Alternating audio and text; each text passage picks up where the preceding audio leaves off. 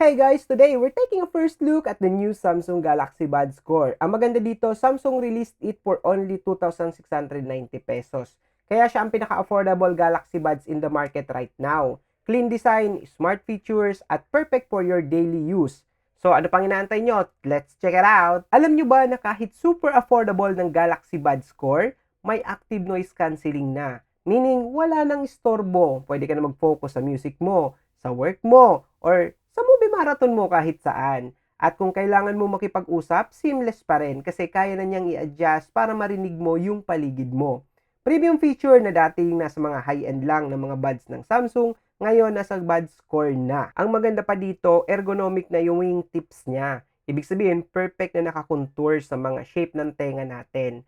Kaya syempre, alam mo yun, hindi siya nakaka-distract kahit na matagal nakalagay sa tenga. Ang malupit pa doon, meron na rin to yung mga control sa music in just a tap. Walang komplikadong kailangan kabisaduhin para lang ma-manage mo yung audio or yung music mo, no? Using your fingertips, you can use the single tap to play or pause your music, or double tap for the next track and triple tap for the previous track. O, di ba? Kung usapang comfort, control, at sound swak sa lifestyle mo, syempre dapat ready ka nang i-elevate yan at a budget price with the Galaxy Buds Core. Kung durability naman ang pag-uusapan, with its IP54 rating, shielded ka na sa dust and water splashes.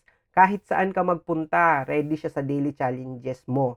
Kahit na mag-workout or naglalakad tayo sa ulan, Galaxy Buds Core stays protected. Hindi mo na kailangan mag-alala sa damage. So imagine, stylish, comfy at matibay pa ang Galaxy Buds Core. So ginawa talaga siya to last sa pang-araw-araw natin. Pagdating naman sa pairing ng Galaxy Buds Core, nothing to worry. Napaka-easy lang niyang i-connect sa mga devices. Just add, pair, and sync. As simple as that lang ang kailangan yung gawin. Walang kahit na nung stress and walang delay.